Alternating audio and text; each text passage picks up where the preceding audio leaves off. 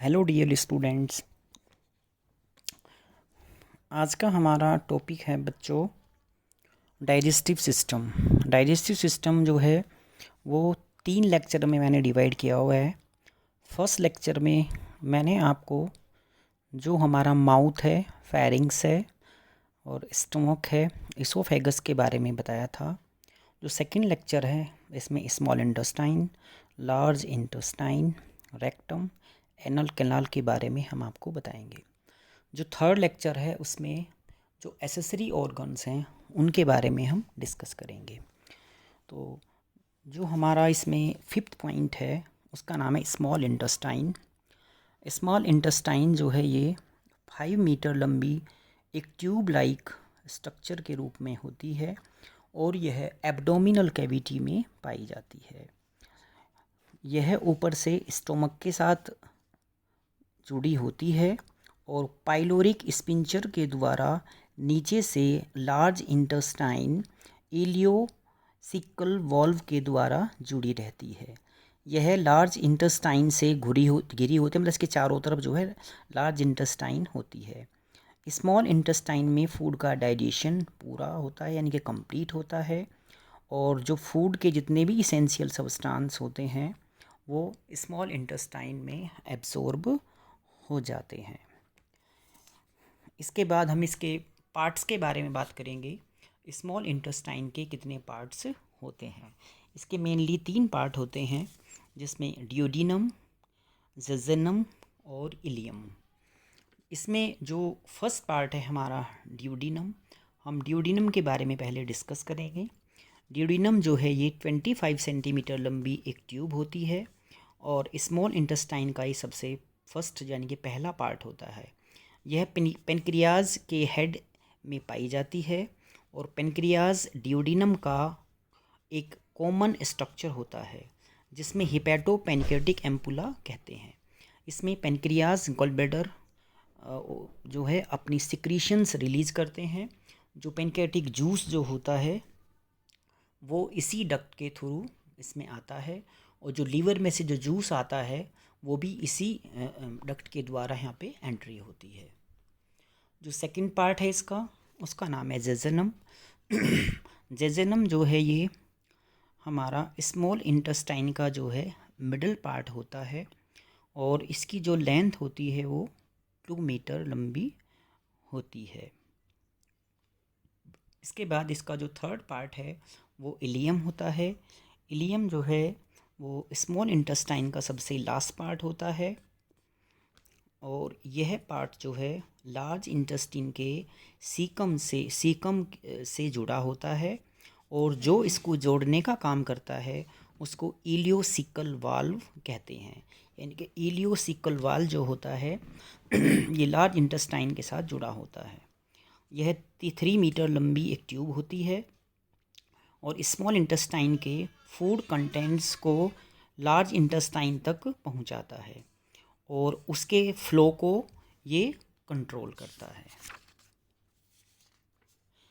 इसके बाद इसके स्ट्रक्चर के बारे में बात करेंगे कि जो हमारा स्मॉल इंटेस्टाइन का जो स्ट्रक्चर होता है वो किस टाइप का होता है। इसमें जो स्ट्रक्चर में स्मॉल इंटेस्टाइन में मेनली इसमें 4 लेयर्स होती हैं। उनके नाम है आउटर लेयर जो सीरस मेम्ब्रेन से बनी होती है, muscular layer, longitudinal muscular fibre और सर्कुलर मस्कुलर फाइबर इसमें पाए जाते हैं। अगली जो है वो सब म्यूकोजल लेयर होती है, इसमें एरोलर टिश्यू पाए जाते हैं। इसके बाद जिसके अंदर लेयर होती है उसको बोलते हैं इनर लेयर, यानी कि ये अंदर की लेयर होती है। इसके जो हमारी अगली स्लाइड है उसमें हम जो मस्कुलर लेयर है उसके बारे में हम आगे डिस्कस करेंगे, जो इसमें म्यूकस लेयर होती है।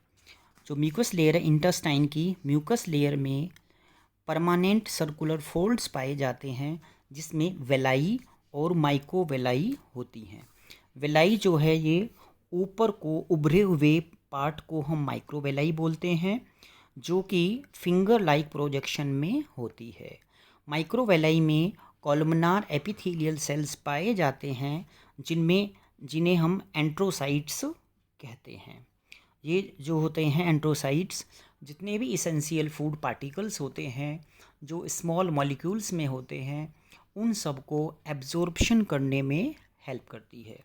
और जो हमारी स्मॉल इंटेस्टाइन की जो सप्लाई होती है, ये आर्टियल सप्लाई सुपीरियर मेसेंट्रिक आर्टरी के द्वारा की जाती है और वेनस ड्रेनेज जो है सुपीरियर मेसेंट्रिक वेन के द्वारा किया जाता है।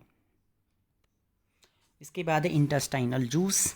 जो इंटेस्टाइनल जूस होता है वो हमारी इंटेस्टाइन सिक्रीट करती हैं।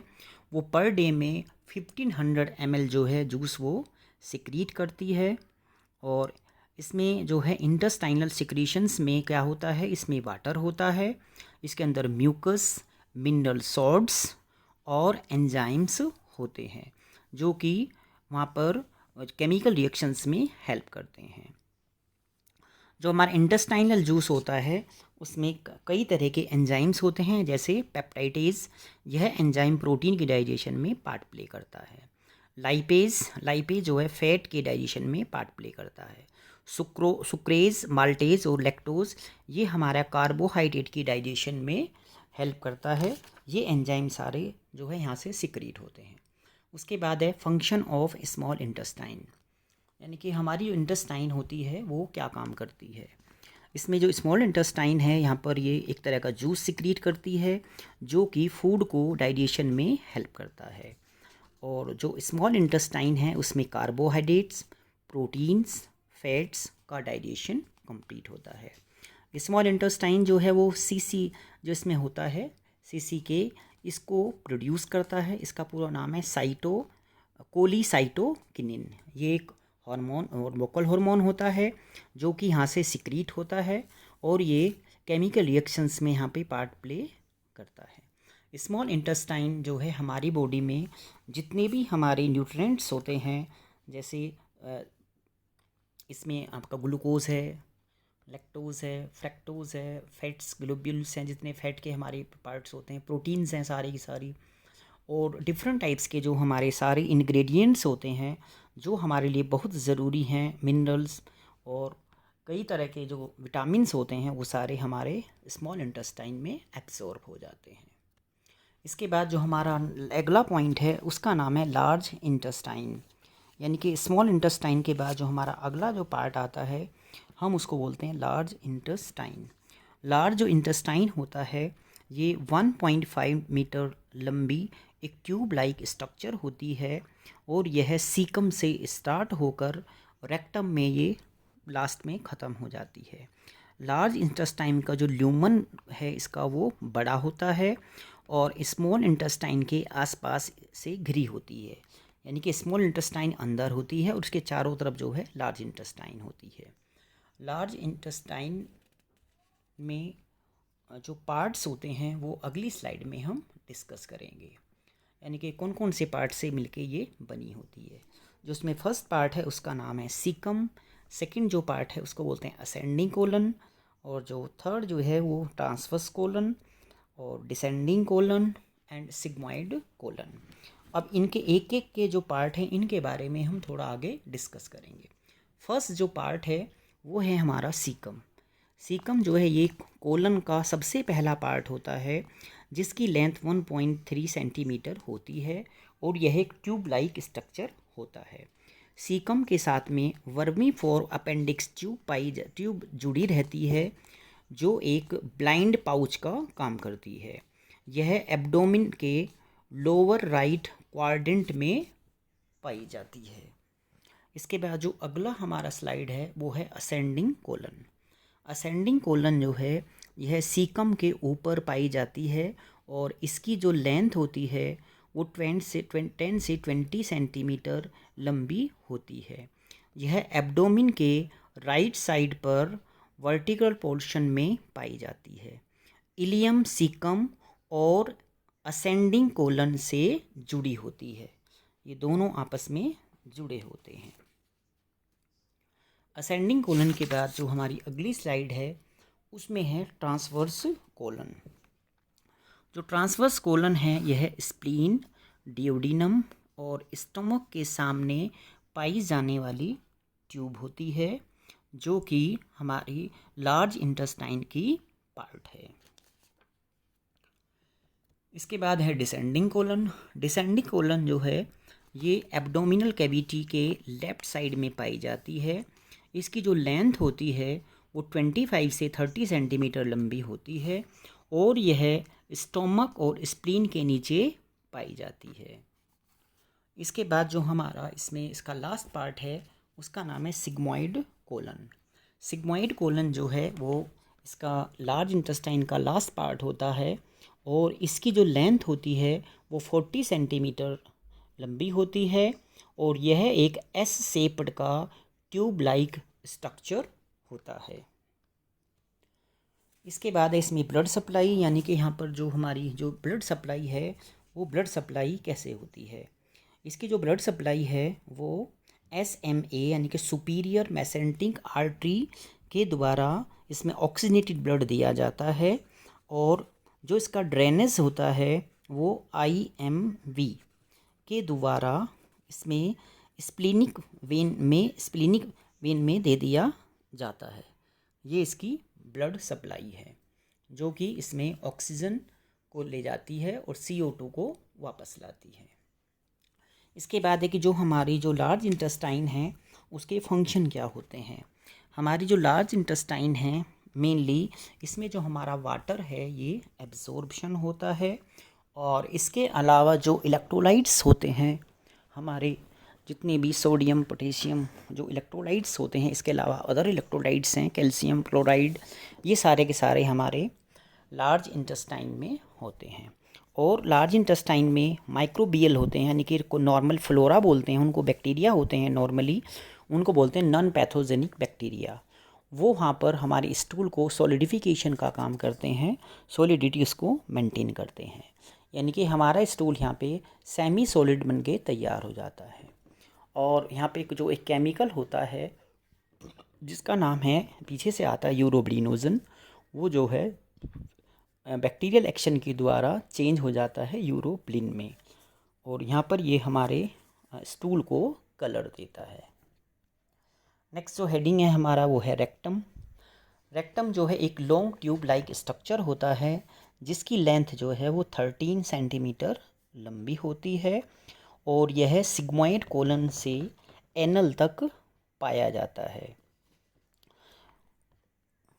इसके बाद इसका स्ट्रक्चर, जो रेक्टम का जो स्ट्रक्चर होता है यह एक लोअर पार्ट होता है हमारे GIT का, यानी कि जो हमारा गैस्ट्रोइंटेस्टाइनल ट्रैक्ट है उसका ये लोअर पार्ट होता है और यह हमारे जो एनस है इससे कनेक्ट होता है। और ऊपर वाला पार्ट जो है हमारा वो, इसमें जो लार्ज इंटेस्टाइन है, लार्ज इंटेस्टाइन के जो लास्ट पार्ट है उसके साथ में ये जुड़ा होता है। इसके बाद है इसका फंक्शन, यानी कि ये हमारी बॉडी में क्या काम करता है। रेक्टम जो है हमारी बॉडी में जो हमारा जो पूरा एलिमेंट्री ट्रैक्ट है उसमें उसका जो वेस्ट प्रोडक्ट होता है, जो अनडाइजेस्टेड फूड होता है, उसको टेम्पोरेरी यानी कि कुछ समय के लिए स्टोर करता है, जिसको हम फेसिस या स्टूल कहते हैं। और जो भी जितना भी वेस्ट मटेरियल होता है, फीकल मटेरियल हम उसको बोलते हैं, वो डिसेंडिंग कोलन से इसमें आके डायरेक्ट उसको रिसीव करता है और उसके बाद फिर हम एनस के द्वारा उसको हम बाहर डिस्चार्ज कर देते हैं। इसके बाद जो इसका लास्ट पार्ट है उसका नाम है एनल कैनाल, यानी कि एनल कैनाल जो है ये हमारा लास्ट पॉइंट होता है। इसकी जो लेंथ होती है वो 3.8 सेंटीमीटर लंबी होती है, जो कि एक छोटी ट्यूब लाइक स्ट्रक्चर के रूप में होती है। ये जो क्या काम करता है, जो है हमारा जो वेस्ट मटेरियल होता है जिसको हम स्टूल बोलते हैं, फेसिस भी कहते हैं, उसको हमारी बॉडी से रिमूव करने में हेल्प करता है। इसके बाद जो हमारा अगला जो इसमें इसके बारे में है उसमें 2 स्पिंचर होते हैं जो एनल कैनाल में, जो कि हमारे जो इसको मसल्स जो होते हैं वो हमारे जो स्टूल सैंपल है, फेसिस या वेस्ट मटेरियल को कंट्रोल करने में यूज होते हैं। उनका नाम है इंटरनल स्पिंचर और एक्सटर्नल स्पिंचर। जो इंटरनल स्पिंचर होता है वो स्मूथ मस्कुलर फाइबर से बना हुआ होता है और इनको कंट्रोल हमारे ब्रेन के अंडर होता है, यानी कि हमारा ब्रेन जो है इनको स्मूथ मसल्स को कंट्रोल करता है। नीचे वाला जो है उसको बोलते हैं एक्सटर्नल स्पिंचर। यह स्केलेटन मसल से बना हुआ होता है और यह वॉलेंट्री कंट्रोल होता है, यानी कि ये जो कंट्रोल है इसमें वो वॉलेंट्री कंट्रोल में इसमें पाया जाता है। इसके बाद इसकी ब्लड सप्लाई, यानी कि जो ये हमारा है आर्टियल, इसमें आर्टियल ब्लड सप्लाई कैसे होती है। आर्टियल ब्लड सप्लाई जो है सुपीरियर और इन्फीरियर मेसेंट्रिक आर्टरी के द्वारा की जाती है और जो इसका वेनस ड्रेनेज है वो सुपीरियर और इन्फीरियर मेसेंट्रिक वेन के द्वारा किया जाता है। तो इसकी जो सप्लाई होती है CO2 और O2 की सप्लाई जो है वो इसमें इनके द्वारा की जाती है। तो हमारे जो ये सेकंड जो पार्ट है इसमें हमारे जो मेन पार्ट हैं हमारे डाइजेस्टिव सिस्टम के वो कंप्लीट हो गए हैं। इसके बाद जो हमारा नेक्स्ट लेक्चर आएगा उसमें हम एसेसरी ऑर्गन के बारे में बात करेंगे, जिसमें हमारा लीवर, गॉल ब्लैडर, पेनक्रियाज और जो हमारे सैलिवरी ग्लैंड्स होते हैं, ये सारे हमारा जो केमिकल चेंज होता है उसमें ये पार्ट प्ले करते हैं। थैंक यू बच्चों।